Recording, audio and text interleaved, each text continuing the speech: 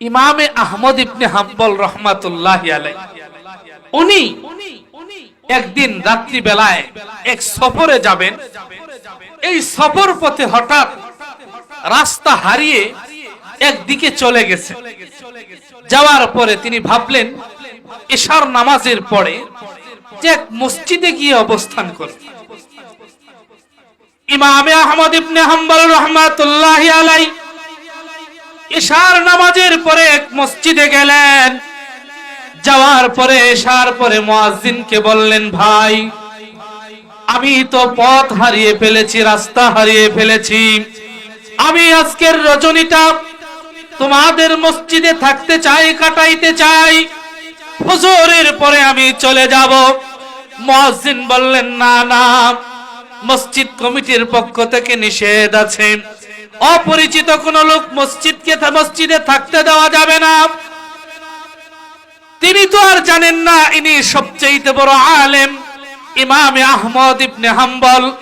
যদি কেউকে না চিনেন, কদর করে না, এটাই স্বাভাবিক, কি বলেন?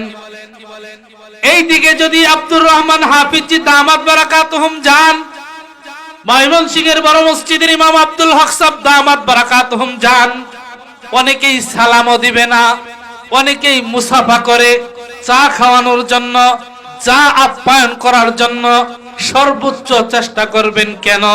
উনি হাফিজজিকে চিনেন, কি বলেন? যদি ইমামে আহমদ ইবনে হাম্বলকে চিনে থাকতো তাহলে মসজিদে নয়, মুয়াজ্জিনের বাড়িতে নিয়ে জামাই আদর করে ইমামে আহমদ ইবনে হাম্বলকে থাকতে দিত। বলেন ঠিক না বেটি?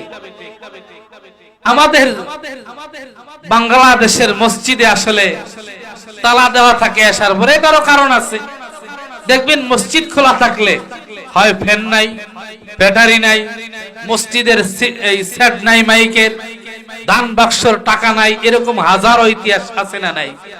এজন্য এগুলির হেফাজতের জন্য কর্তৃপক্ষ ভিতরের অবস্থানটাকে তালা দিয়ে রাখেন, বারান্দায় নামাজের ব্যবস্থা রাখেন। তো ইমামে আহমদ ইবনে হাম্বল রহমাতুল্লাহি আলাইহি মুয়াজ্জিনকে বললেন, আমাকে একটু থাকার জায়গা দাও।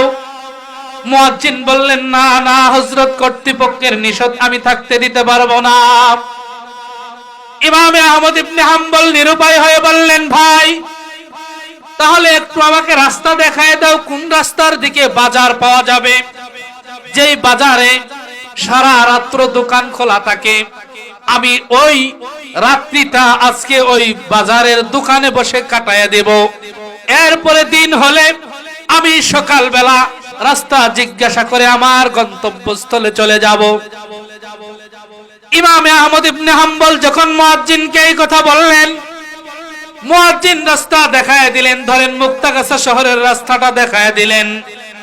ইমামে আহমদ ইবনে হাম্বল রহমাতুল্লাহি আলাইহি ওই বাজারের ভিতরে গিয়ে একটা চায়ের স্টল এবং রুটিও বানানো হয় এমন একটা দোকানের পাশে গেলেন।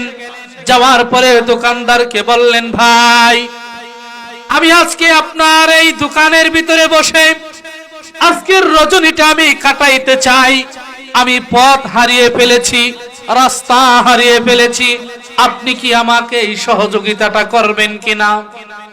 দোকানদার বললেন, জি হযরত, কোনো সমস্যা নাই, আপনি আমার চুলার পাশে আইসা বসেন, শীতের রজনী, আপনার শীত গায়ের ভিতরে লাগবে, আপনি আমার চুলার পাশে আইসা বসেন, এখানে আগুনের তাও লাগবে, আপনার শরীরে একটু ভালো লাগবে, আপনি একটু এখানে অবস্থান করবেন, সারা রাত্র থাকবেন, আমার কোনো অসুবিধা নাই। ইমামে আহমদ ইবনে হাম্বল রহমাতুল্লাহি আলাইহি ওই রুটিওয়ালার দোকানে অবস্থান করতেছেন, এমন সময় দেখতেছেন ওই রুটিওয়ালা যখন রুটি বানায়, বলেন আস্তাগফিরুল্লাহ, ওই রুটিওয়ালা যখন রুটি তাওয়ার ভিতরে দেয়, বলে আস্তাগফিরুল্লাহ, ওই রুটিওয়ালা যখন রুটি বানিয়ে কাস্টমারের প্লেটের ভিতরে দেয়, বলে আস্তাগফিরুল্লাহ, ওই মালিক যখন রুটি খেয়ে এই কর্মকর্তার কাছে টাকা ফেরত দেন, বলেন আস্তাগফিরুল্লাহ, ওই টাকাটা নিয়ে যখন বাক্সের ভিতরে রাখেন, বলেন আস্তাগফিরুল্লাহ। এইভাবে ওই রুটিওয়ালা দোকানদার সারা রাত্র শুধু আস্তাগফিরুল্লাহ আস্তাগফিরুল্লাহ এই শব্দ উচ্চারণের ভিতরে লিপ্ত। পরিশেষে যখন রাত্র শেষের দিকে হয়ে গেল, ইমামে আহমদ ইবনে হাম্বল জিজ্ঞেস করলেন দোকানদারকে, ভাই আমার, আমি আপনাকে লক্ষ্য করলাম সারাটা রাত্র ব্যাপী আপনি রুটি বানান সময়ও বলেন আস্তাগফিরুল্লাহ, রুটি তাওয়ার ভিতর দেওয়ার সময়ও বলেন আস্তাগফিরুল্লাহ, কাস্টমারকে দেওয়ার সময়ও বলেন আস্তাগফিরুল্লাহ, কাস্টমার টাকা দেয় সময়ও বলেন আস্তাগফিরুল্লাহ, টাকাটা আপনি যখন ক্যাশ বাক্সতে রাখেন তখনও বলেন আস্তাগফিরুল্লাহ। এই আস্তাগফিরুল্লাহ বলার কারণ কি? এই আস্তাগফিরুল্লাহ বলে আপনি কি ফায়দা পেয়েছেন, কি উপকার পেয়েছেন? তখন ওই দোকানদার বললেন, এটা জেনে আপনার লাভ কি? আপনার কাছে আমি এটা বলতে প্রস্তুত নই। তখন ইমামে আহমদ ইবনে হাম্বল বললেন, না, আপনার এই আমলের ব্যাপারে আমাকে জানতেই হবে, আমাকে একটু উপলব্ধি করতেই হবে, একটু মেহেরবানি করে দয়া করে আপনি আমাকে আস্তাগফিরুল্লাহ বলার এই ফজিলতটা কি এবং এটা বলার কারণ কি আপনি একটু বলেন। আপনি তো চাইলে পরে এই সময়টা তাসবিহ পড়ে কাটাইতে পারতেন, আল্লাহ আল্লাহ বলে কাটাইতে পারতেন, কোরআন কারীমের তেলাওয়াত করতে পারতেন, অন্য কোনো আদার্স ইবাদত আপনি করতে পারতেন, কিন্তু আপনি আল্লাহ আল্লাহ জিকিরটাকেও নিলেন না, কোরআন কারীমের তেলাওয়াতটাকেও নিলেন না, অন্য কোনো ইবাদতকেও আপনি নিলেন না। আপনি এই আস্তাগফিরুল্লাহকে কেন গ্রহণ করলেন? দোকানদার ভাই বললেন, আপনি যেহেতু এত করে বলতেছেন, আপনার কাছে আমি শুধু বলতেছি এই আস্তাগফিরুল্লাহ আমি তেলাওয়াত করে, আস্তাগফিরুল্লাহ আমি আমল করে আমার মালিকের কাছে যখন যা চেয়েছি, সমস্ত দোয়া, সমস্ত চাহিদা, সমস্ত অভাব অনটন, আমার জিন্দেগীর সমস্ত চলার ফয়সালা আল্লাহ তাআলা এই আস্তাগফিরুল্লাহর বদৌলতে করে দিয়েছেন। বলেন সুবহানাল্লাহ। শুধু তাই নয়, সমস্ত দোয়া আমার কবুল হয়েছে, কিন্তু একটা দোয়া আমার কবুল হচ্ছে না। আমি এটাকে নিয়ে খুব শঙ্কিত।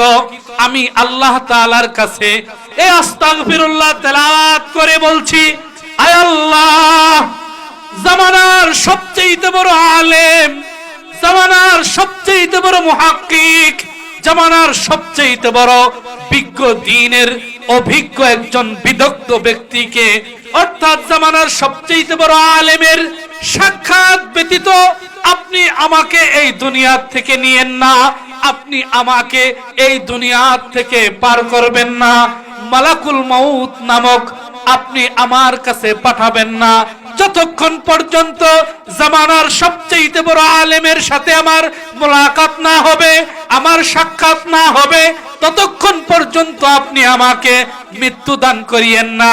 এই দোয়াটা আমি আল্লাহ তাআলার কাছে করতেছি, কিন্তু মালিক আমার সকল দোয়াই কবুল করেছে, কিন্তু আল্লাহ তাআলা আমার এই দোয়াটা এখনো কবুল করতেছেন না।